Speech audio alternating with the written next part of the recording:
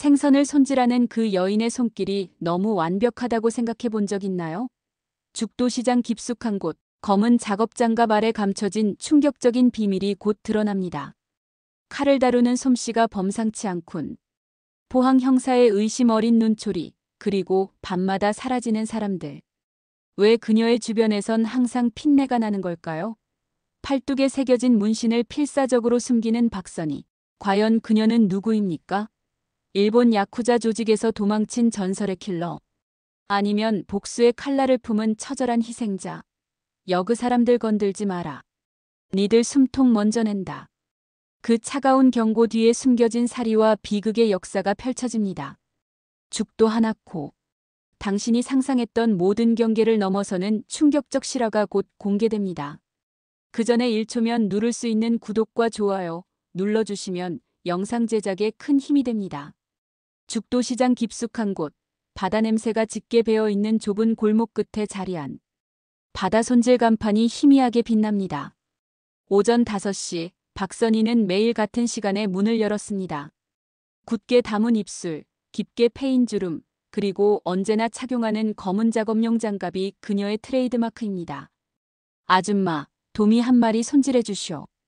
첫 손님의 말에 박선희는 묵묵히 고개만 끄덕였죠. 말보다는 칼이 먼저 움직입니다. 스테인리스 작업대 위에서 칼날이 번쩍이며 도미의 비늘이 흩날렸습니다. 그 정확함에 손님들은 매번 감탄을 금치 못합니다. 특히 그녀가 물고기의 내장을 제거하는 순간의 날카로움은 숨이 멎을 정도였죠. 아가씨, 물에는 끓이지 말고 그냥 먹어. 끓이면 맞다 죽는다. 박선희의 투박한 충고에 젊은 여성 손님은 어리둥절한 표정을 지었습니다. 박선희는 그런 반응에 익숙한 듯 아무 말 없이 작업을 계속했어요. 손님이 떠난 후 그녀는 자리 한쪽에 따로 담아둔 생선 쌀고기를 조심스레 포장했습니다. 어두워지는 시장 골목, 박선희는 매일 같은 루트로 시장 구석에 위치한 노인들 집을 찾았습니다. 문을 두드리는 소리 없이 그저 문고리 옆에 작은 봉지를 걸어두고 돌아서는 모습이 그림자처럼 스쳐 지나갔죠. 선희 씨, 또 이러면 어쩌나. 내가 얼마나 미안한데. 조말순 할머니의 말에 박선희는 웃음기 없는 얼굴로 대답했습니다. 말 많으면 빨리 늙어요. 그냥 먹기나 해요. 시장 사람들은 그녀를 무뚝뚝한 손질사 정도로만 알았습니다.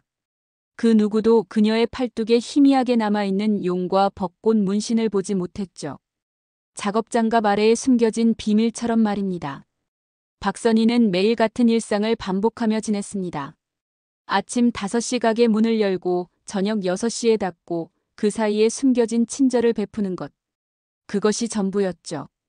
그날 밤 박선희는 작은 단칸방에서 창밖을 바라보았습니다. 저 멀리 바다 위로 달빛이 일렁이는 모습이 마치 칼날처럼 보였습니다. 24때부터 쥐어온 그 날카로운 감각은 여전히 그녀 안에 살아있었어요. 30년이 넘는 세월이 지났지만 밤이면 찾아오는 악몽 속에서 그녀는 여전히 무라카미 하나코였습니다. 아침 공기가 유달리 무거웠습니다. 죽도시장은 평소와 달리 웅성거림이 곳곳에서 터져나왔죠. 박선희는 가게 문을 열자마자 이상한 기운을 느꼈습니다. 작업대를 닦던 그녀의 시선이 문가에 멈췄습니다. 새까만 정장 차림의 젊은 남자들이 시장 상인들에게 무언가를 건네고 있었어요. 포항 개발 계획이라네. 시장을 철거한다잖아. 아니, 우리 보고 어디로 가란 말이야? 상인들의 불안한 목소리가 시장 골목을 타고 흘러왔습니다. 박선희는 묵묵히 칼을 갈며 상황을 지켜보았어요. 오전 10시 검은 정장 차림의 세 남자가 그녀의 가게 앞에 섰습니다. 안녕하세요, 아주머니. 청우파에서 나왔습니다. 중간 키에 날카로운 눈매를 가진 남자가 웃으며 말했습니다. 그 미소가 진실되지 않다는 것을 박선희는 단번에 알아차렸죠. 사람의 거짓을 간파하는 능력은 과거 그녀가 살아남기 위해 길러온 본능과도 같았으니까요. 우리가 이제 이 구역을 관리하게 됐습니다. 자리세를 좀 올려야 할 것 같네요. 박선희는 말없이 칼질을 계속했습니다. 그들이 내민 서류를 쳐다보지도 않았죠. 침묵이 길어지자 셋 중 가장 젊은 남자가 앞으로 나섰습니다. 20대 중반으로 보이는 그는 박선희의 눈앞까지 다가와 작업대에 손을 짚었어요. 꼬부랑 아줌마 장사는 이제 그만하쇼. 여기 곧 큰 건물 올라갈 거니까. 그러더니 박선희의 뺨을 손가락으로 툭툭 쳤습니다. 그 순간 작업장 안의 공기가 얼어붙었어요. 박선희의 눈빛이 순식간에 변했습니다. 따뜻함이라곤 찾아볼 수 없는 얼음처럼 차가운 눈동자. 과거 도쿄의 뒷골목에서 얼음의 하나코라 불리던 그 눈빛이었죠. 손 치워요. 낮고 단단한 목소리였습니다. 그 말에는 30년 전 야쿠자 조직에서 사용하던 억양이 묻어났어요. 젊은 남자는 이상한 기운을 느꼈는지 순간 뒤로 물러섰습니다. 아줌마, 까불지 말고. 서류에 도장이나 찍어요. 박선희는 천천히 칼을 내려놓고 작업용 장갑을 벗었습니다. 희미하게 보이는 손등의 흉터. 그녀는 자리에서 일어나 남자들을 정면으로 마주했어요. 내일까지 생각해 볼 테니 그때 다시 오시오. 리더로 보이는 남자는 의외의 반응에 잠시 당황한 듯했으나 곧 비웃음을 지으며 뒤돌아섰습니다. 내일 답 없으면 칼이 아니라 생선 토막이 될 줄 알아요. 그들이 떠난 후 박선희는 가게 문을 잠시 닫았습니다. 오랫동안 묻어두었던 상자를 꺼내 열어보았어요. 그 안에는 오래된 일본도가 누워 있었습니다. 손잡이를 감싸고 있는 천이 희미하게 벚꽃 향을 품고 있었죠. 박선희는 칼을 뽑아 창가에서 그 날카로움을 확인했습니다. 30년이 지났지만 그녀의 칼은 여전히 날카로웠어요. 마치 그녀의 복수심처럼. 저녁 죽도시장은 평소보다 일찍 문을 닫았습니다. 불안감이 시장 전체를 감쌌죠. 그러나 박선희의 가게만은 늦게까지 불이 켜져 있었어요. 작업대 위에서는 평소와는 다른 종류의 칼질이 이어지고 있었으니까요. 한밤중 박선희는 가게의 모든 불을 끄고 문을 걸어 잠갔습니다. 그녀의 움직임은 평소보다 더 조심스러웠고 걸음걸이에는 오래전 자신이 숨겨온 리듬이 깃들어 있었죠. 작업장 깊숙한 곳, 냉장고 뒤편 벽에 손을 가져간 박선희는 미세하게 돌출된 부분을 눌렀습니다. 작은 소리와 함께 패널이 열리고 그 안에서 비단천에 쌓인 물건이 드러났어요. 오래 기다렸구나. 박선희의 목소리는 마치 다른 사람의 것처럼 들렸습니다. 통영 사투리가 아닌 희미한 일본어 억양이 묻어났죠. 비단천을 풀자 은은한 달빛 아래 일본도 단도가 그 모습을 드러냈습니다. 세월의 흔적 없이 차갑게 빛나는 칼날이었어요. 박선희는 작업용 장갑을 벗고 팔뚝을 걷어 올렸습니다. 오랫동안 숨겨온 문신이 드러났어요. 한때는 선명했을 용과 벚꽃 문양은 이제 희미해져 있었지만 그 의미는 여전했습니다. 고류카이 조직의 최고 킬러였던 무라카미 하나코의 상징. 기억이 물밀듯 밀려왔습니다. 24. 도쿄 신주쿠의 뒷골목. 조직 보스 다이스케와의 첫 만남. 사랑에 빠진 젊은 여자의 순수함과 잔인한 킬러의 이중생활. 그리고 배신. 하나코, 내가 마지막이다. 조직의 모든 비밀을 아는 너를 살려둘 수는 없어. 다이스케의 마지막 말이 귓가에 맴돌았습니다. 사랑했던 남자의 배신, 그리고 생존을 위한 필사적인 도주. 혈투 끝에 그녀는 배를 타고 한국으로 건너왔고 이름을 바꾸고 과거를 묻은 채 포항의 작은 어촌에 정착했죠. 박선희라는 이름으로 28해를 살아온 시간. 하지만 오늘 청오파의 등장으로 그녀의 평화는 깨어졌습니다. 박선희는 단도를 천천히 뽑아들었습니다. 칼날이 달빛에 반사되어 얼굴에 드리웠죠. 그녀의 눈에는 결연한 의지가 깃들어 있었습니다.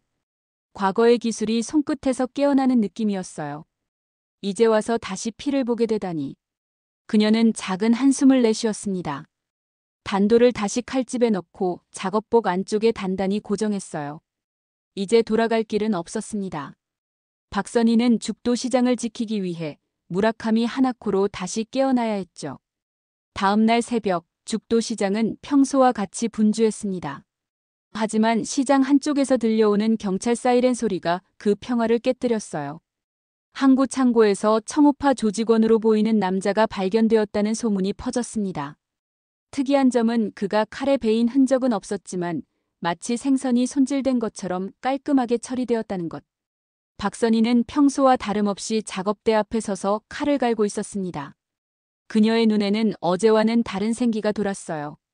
오랫동안 잠자던 본능이 깨어난 듯했죠. 선희 씨 들었어? 항구에서 사람이 죽었대. 조말순이 수군거리며 다가왔습니다. 박선희는 무심한 듯 칼을 내려놓았어요. 세상 험한데 누가 알겠어요. 그녀의 대답은 짧았지만 조말순은 박선희의 눈빛에서 무언가 다른 점을 느꼈습니다. 그것은 마치 포식자의 눈빛 같았어요. 이 여편네. 전생에 뭘 했는겨. 조말순은 중얼거리며 자리를 떠났습니다. 박선희는 다시 칼을 들고 작업을 계속했어요. 그녀의 손끝에서 생선은 마치 삶과 죽음의 경계를 넘나드는 듯 완벽하게 변화했습니다. 사흘 만에 3명의 청우파 조직원이 실종되었습니다. 2명은 항구 창고에서 1명은 화로차 냉동칸에서 발견되었죠. 경찰은 연쇄살인 사건으로 보고 수사에 착수했지만 단서는 전혀 없었습니다. 마치 유령이 저지른 일처럼 깔끔했어요. 또 1명 죽었대. 이번엔 화로차에서 말이야. 시장 곳곳에서 소문이 퍼졌습니다. 상인들은 두려움과 동시에 묘한 안도감을 느꼈죠. 청우파의 위협이 잠시나마 멈춘 것 같았으니까요. 박선희는 평소와 다름없이 작업대 앞에 서 있었습니다. 그녀의 손에서 회 한 점이 만들어지는 과정은 마치 예술과도 같았어요. 칼날과 생선이 만나는 순간 그것은 더 이상 단순한 음식 준비가 아니었습니다. 마치 의식 같은 것이었죠. 선희 씨 혹시... 시장 건너편에서 과일 가게를 하는 김영호가 조심스레 다가왔습니다. 그는 박선희를 향해 의미심장한 눈빛을 보냈어요. 말할 것 있으면 말해요. 박선희의 단호한 목소리에 김영호는 잠시 주저했습니다. 그러다 조심스럽게 입을 열었어요. 청우파 놈들이 또 올 거래요. 이번엔 더 많은 인원을 데리고 온다고. 박선희는 칼을 내려놓고 김영호를 정면으로 바라보았습니다. 그녀의 눈에는 이미 결단이 서 있었어요.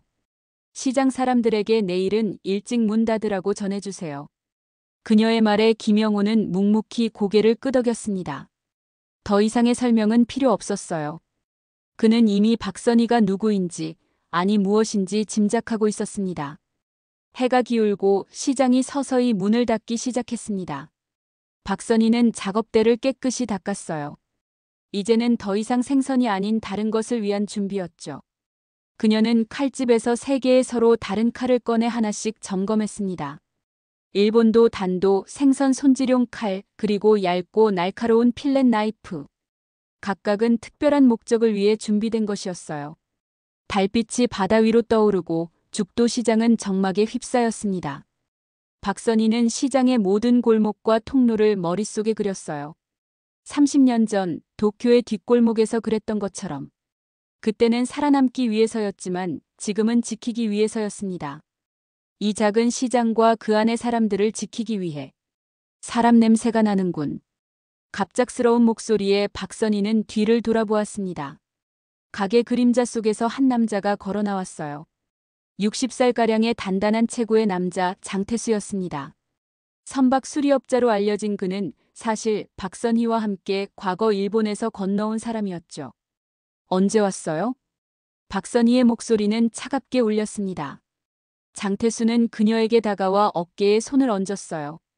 널 찾는데 한참 걸렸어. 하나코. 그 이름을 듣는 순간 박선희의 눈에 잠시 감정이 스쳤습니다. 그것은 슬픔일까요? 아니면 그리움일까요? 이제 그 이름은 죽었어요. 내 이름은 박선희예요. 장태수는 쓴웃음을 지었습니다. 그는 박선희가 준비하는 칼들을 보며 머리를 절레절레 흔들었어요. 너 아직도 사람 못 잊은 눈이구나. 완전히 킬러가 됐으면 그렇게 놈들 처리하는데 사흘이나 걸리지 않았을 텐데.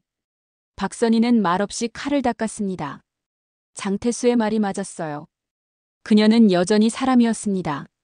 무자비한 킬러가 되지 않았기에 청우파를 한 번에 처리하지 않고 하나씩 그것도 가능한 한 고통 없이 제거한 것이었죠. 내일이면 끝날 거예요. 박선희의 단호한 말에 장태수는 고개를 끄덕였습니다. 그리고 그의 손에서도 칼이 빛났어요. 함께하지. 마지막으로. 2 사람의 눈빛이 만났습니다. 그들은 말없이 서로를 이해했어요. 과거의 동료로서 그리고 같은 운명을 공유한 사람으로서. 밤이 깊어갔습니다. 죽도 시장은 내일 있을 폭풍을 예감하듯 깊은 침묵에 잠겼어요. 새벽빛이 아직 떠오르지 않은 시간, 죽도시장은 평소와 달리 적막했습니다. 상인들은 김영호의 말대로 하루를 쉬기로 한 것이었죠. 단 한 곳, 박선희의 생선 손질 가게만이 불을 밝히고 있었습니다. 선희야, 너 혼자 어쩔 생각이야? 조말순이 걱정스러운 목소리로 물었습니다. 그녀는 다른 상인들과 달리 가게를 열 준비를 하고 있었어요. 말순 씨, 오늘은 집에 가 있어요. 위험해요. 박선희의 목소리에는 평소에 없던 부드러움이 묻어 있었습니다. 그녀는 처음으로 조말순의 어깨에 손을 얹었어요. 에이, 내가 이 나이에 뭐가 무서워. 너 여기서 혼자 버틸 거면 나도 같이 있을란다. 조말순의 고집 앞에 박선희는 말없이 미소를 지었습니다. 세월이 그녀에게서 많은 것을 앗아갔지만 우정의 가치만은 빼앗지 못했어요. 아침 9시 검은색 승합차 5대가 시장 입구에 멈춰 섰습니다. 차에서 내린 남자들은 이전보다 훨씬 많았어요. 적어도 20명, 모두 검은 정장 차림이었고 손에는 각종 무기를 들고 있었습니다. 그들의 선두에 선 남자는 34세 이도훈이었습니다. 청오파의 부두목으로 그의 눈에는 차가운 계산이 서려 있었죠. 다들 귀가 안 들리나? 자리세 얘기했을 텐데. 이도훈의 목소리는 시장 골목을 울렸습니다. 그의 뒤로 조직원들이 흩어져 시장을 뒤지기 시작했어요. 여기 누가 있어요? 한 조직원이 조말순의 반찬 가게를 발견하고 소리쳤습니다. 이도훈은 천천히 걸어가 조말순 앞에 섰어요. 할머니, 오늘 영업하시겠다? 그럼 자리세부터 내셔야죠. 조말순은 떨리는 손으로 앞치마를 매만지며 대답했습니다. 난 돈이 없어. 다들 오늘 안 나온다고 해서.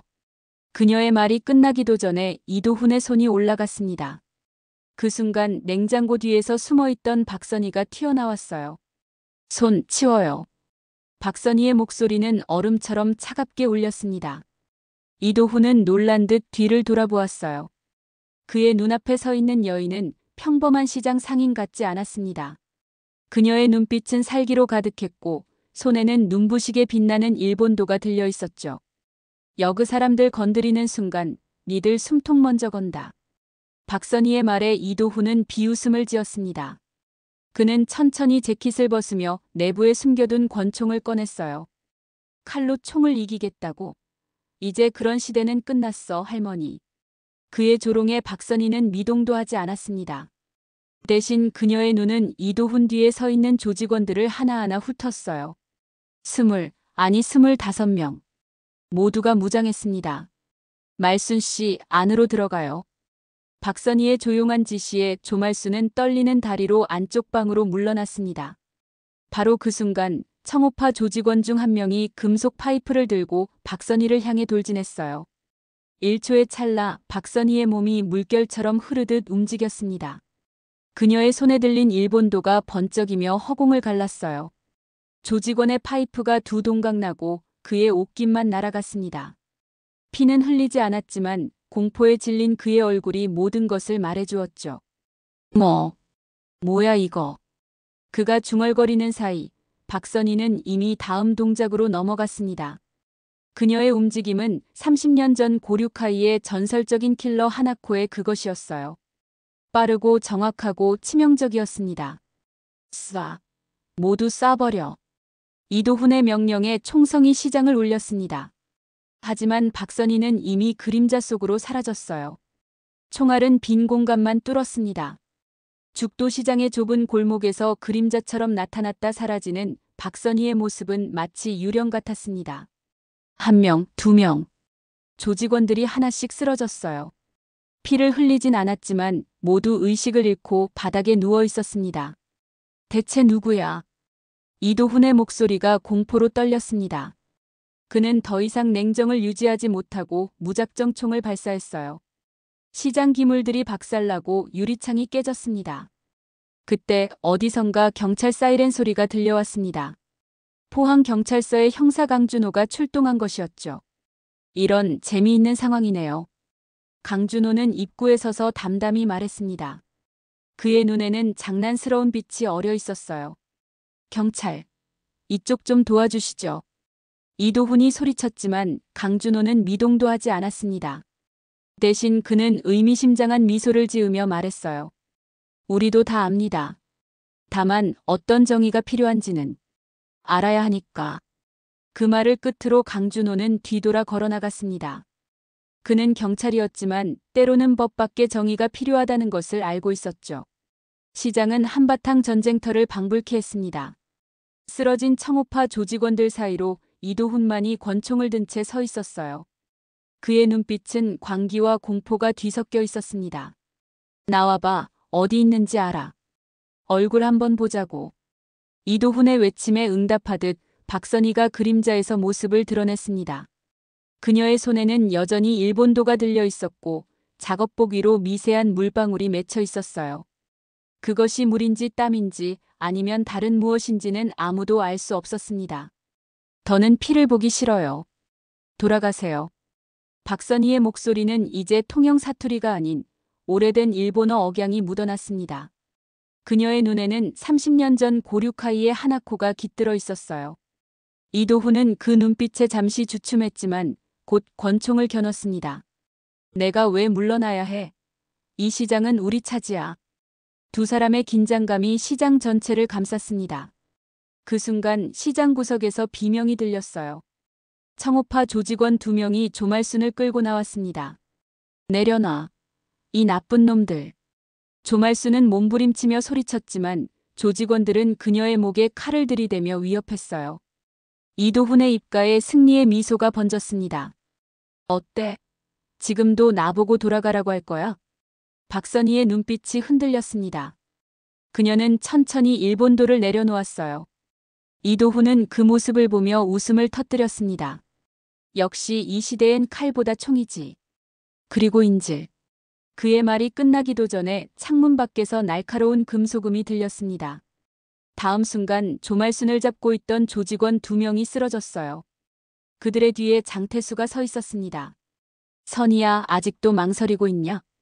장태수의 목소리는 차분했지만 그 안에 담긴 결의는 단단했습니다. 그는 조말순을 부축해 안전한 곳으로 데려갔어요. 이도훈은 당황한 기색으로 총구를 그들에게 돌렸지만 이미 늦었습니다. 박선희는 그 순간을 놓치지 않았어요. 그녀의 손이 번개처럼 빠르게 움직였고 이도훈의 손목을 내리쳤습니다. 권총이 바닥에 떨어졌어요. 당신 같은 사람이 내 시장을 어지럽히게 놔둘 수는 없어요. 박선희의 목소리는 얼음처럼 차갑게 울렸습니다. 그녀는 오래전 일본에서 배운 비명 없는 제거법을 준비했어요. 하지만 그 순간 그녀의 눈앞에 조말순의 얼굴이 스쳤습니다. 그리고 시장의 모든 상인들, 그녀에게 인사를 건네던 아이들, 매일 아침 생선을 사러 오던 노인들. 박선희의 손이 멈췄습니다. 그녀는 이도훈의 목에 칼을 들이대는 대신 그의 어깨를 강하게 내리쳤어요. 이도훈은 의식을 잃고 바닥에 쓰러졌습니다.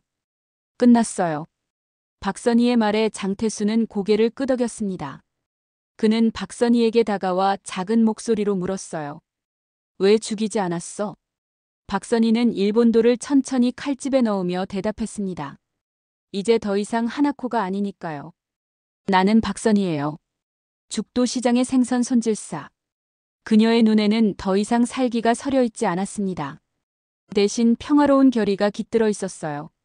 장태수는 그 눈빛을 보며 쓴웃음을 지었습니다. 넌 아직 사람 못 잊은 눈이야. 그의 말에 박선희는 미소를 지었습니다. 그것은 오랜만에 짓는 진심 어린 미소였어요. 새벽 안개가 죽도시장을 감싸고 있었습니다.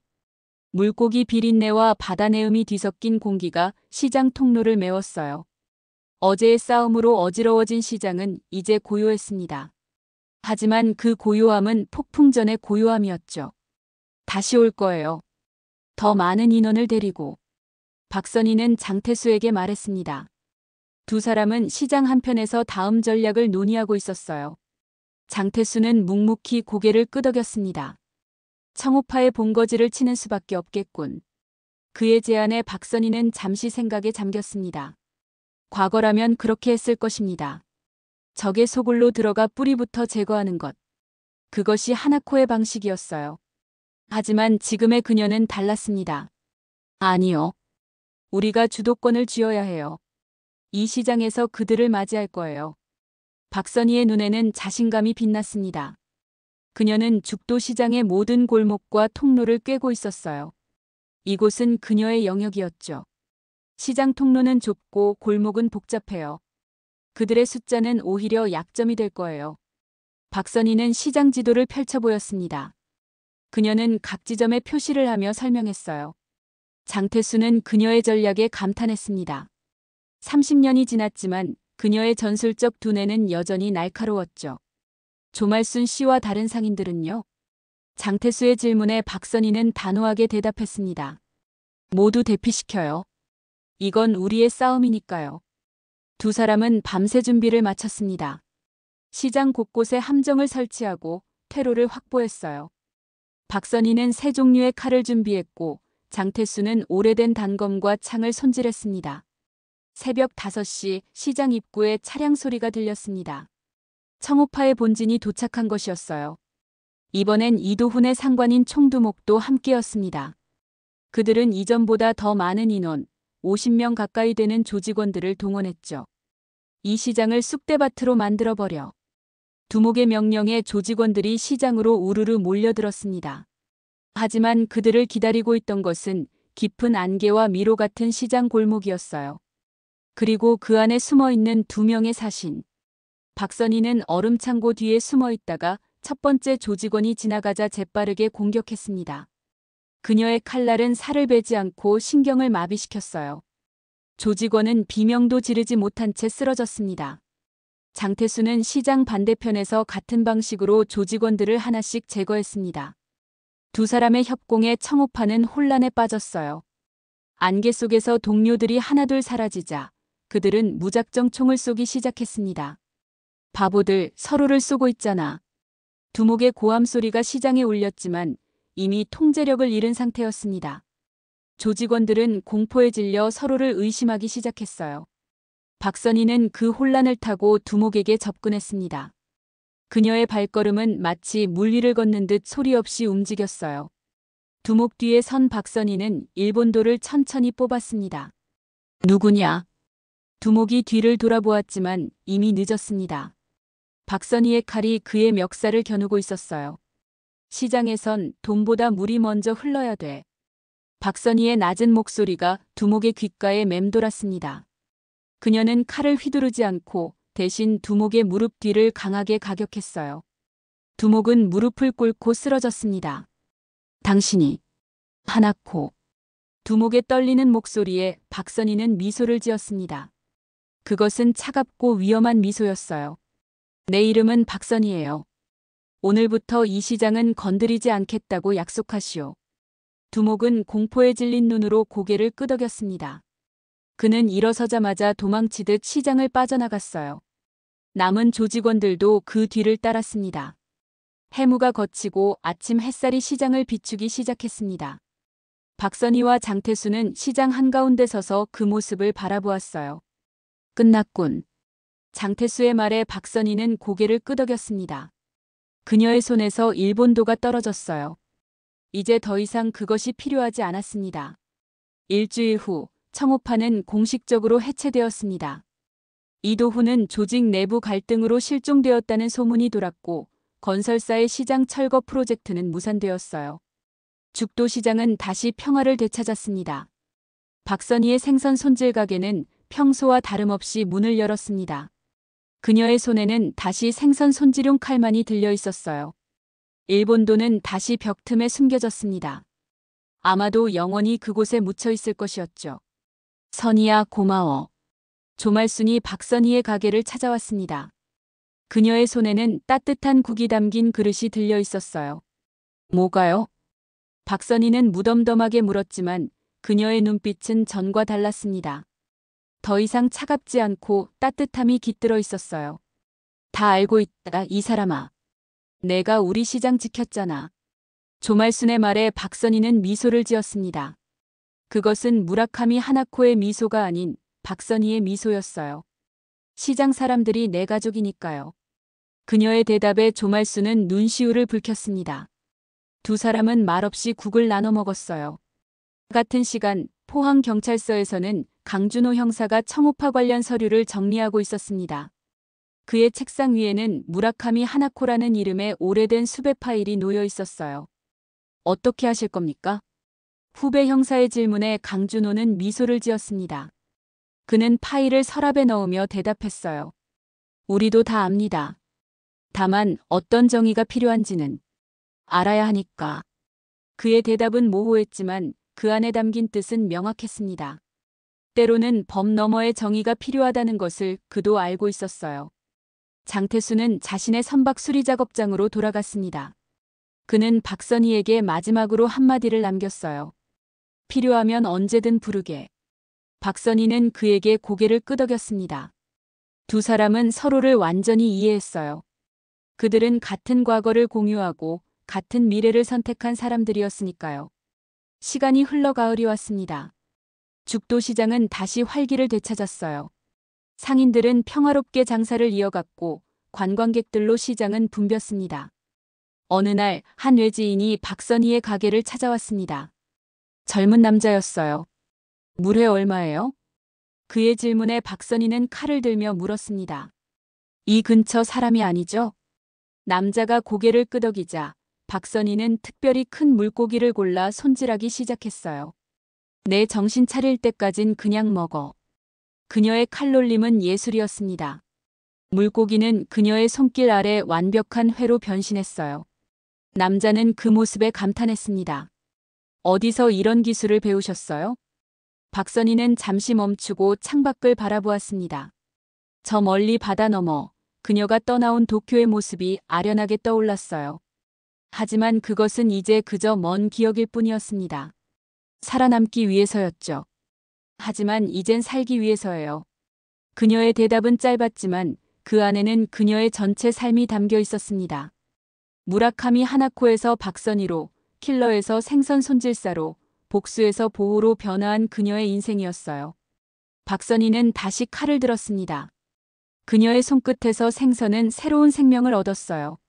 마치 그녀 자신처럼 과거의 상처를 딛고 새롭게 태어난 모습으로 말입니다. 죽도시장의 작은 생선 손질 가게에서 박선희는 오늘도 묵묵히 칼을 든 채 자신의 새로운 삶을 이어갔습니다. 그리고 그녀의 눈빛은 이제 더 이상 얼음이 아닌 잔잔한 바다처럼 깊고 따뜻했습니다. 여러분은 이 이야기를 듣고 어떤 생각이 드셨나요? 여러분의 생각을 아래 댓글에 남겨주세요. 그리고 감동적인 사연을 주변 사람들과 공유하고 함께 이야기 나눠보세요. 마지막으로 1초밖에 걸리지 않는 구독과 좋아요, 알림 설정은 영상 제작에 큰 힘이 됩니다.